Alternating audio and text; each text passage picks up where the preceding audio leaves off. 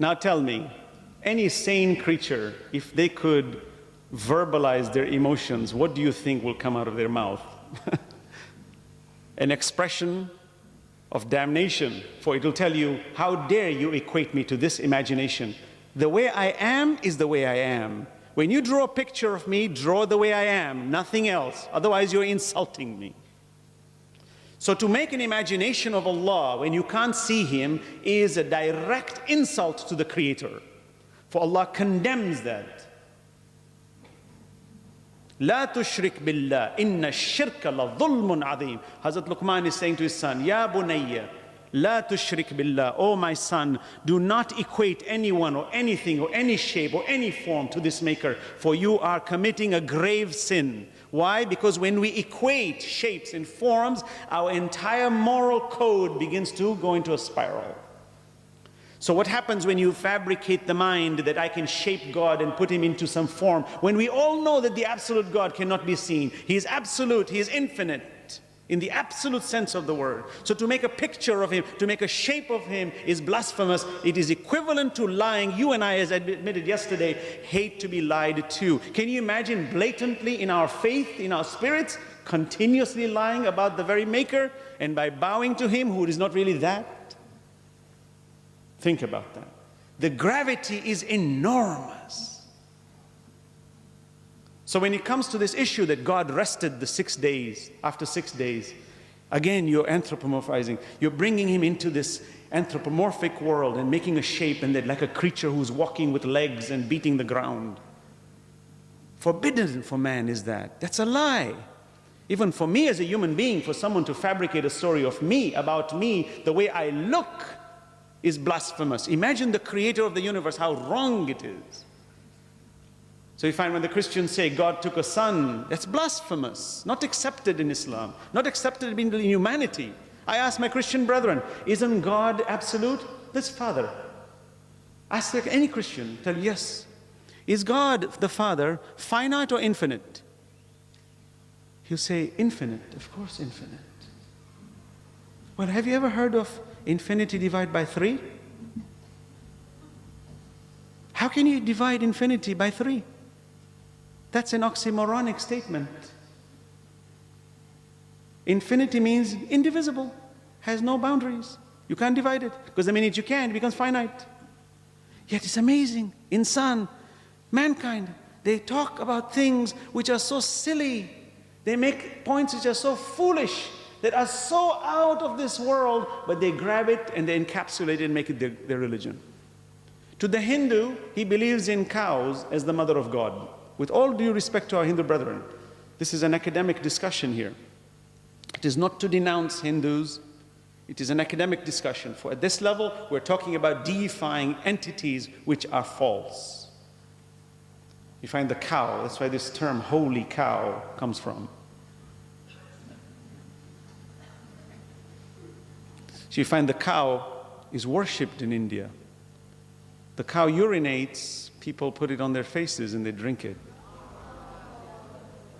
It's disgusting, isn't it?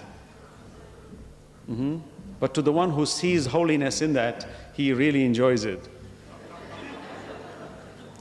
إنسان لقد خلقنا الإنسان في أحسن تقويم ثم رددناه أسفل سافلين. We created man in the best of forms, then we lowered them to the lowest of the low. How mankind, in his faith and in his belief in God, can lower himself in indulging in such senseless behavior. But that's what happens when you deify God. When you make a shape of Him, when you break Him into parts, you can't stop. If you study Hinduism, you'll find Sai Baba is a well-known guru among the Hindus. He says, we are all gods. We are all gods. Ask him why, and he'll tell you. He says, the minute you take this one indivisible God and you divide Him, you can't stop. You have to infinitely divide.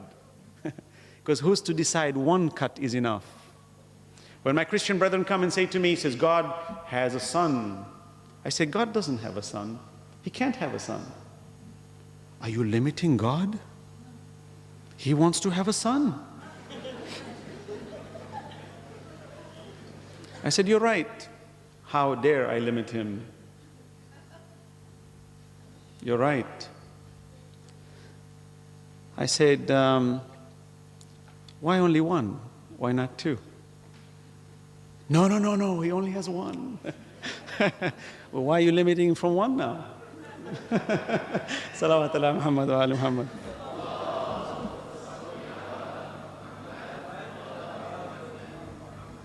You find it's very common sense. Well, why do you stop him at one? And suddenly they fall themselves in the ditch. They realize, uh-oh, we're in trouble.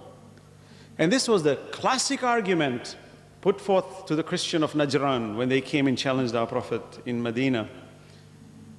Allah subhanahu wa ta'ala says to them, the similitude of Isa, كَمَثَلِ Adam, is the similitude of Adam. إِذَا قَضَى أَمْرًا فَإِنَّمَا يَقُولُ لَهُ كُن فَيَكُونُ. When we decree a matter, we say to it, be, and it is. Be is even infinitely late.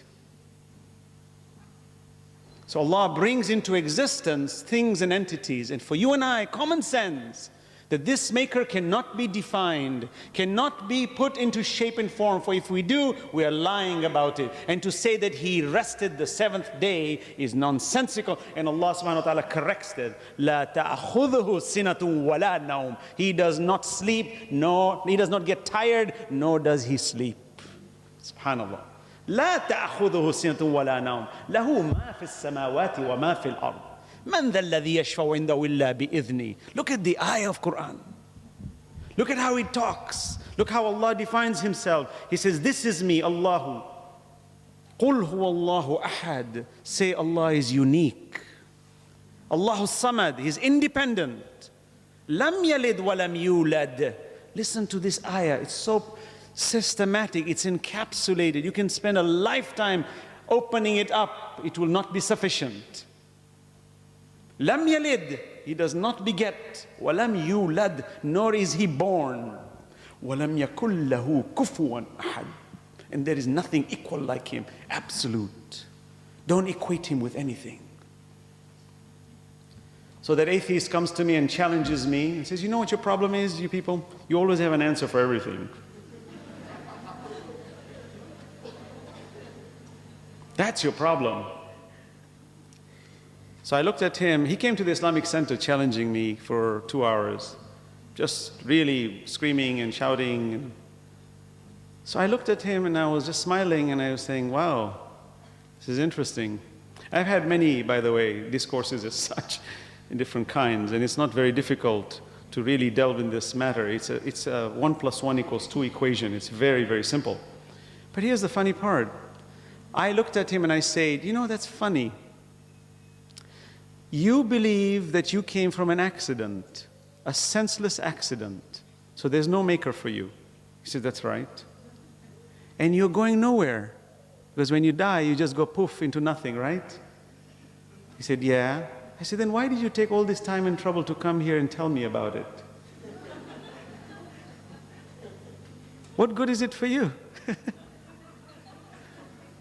You're not going anywhere. You're wasting your time. I think you should go home and lock up the door and never come out. And he looked at me, and believe me, he didn't utter a word.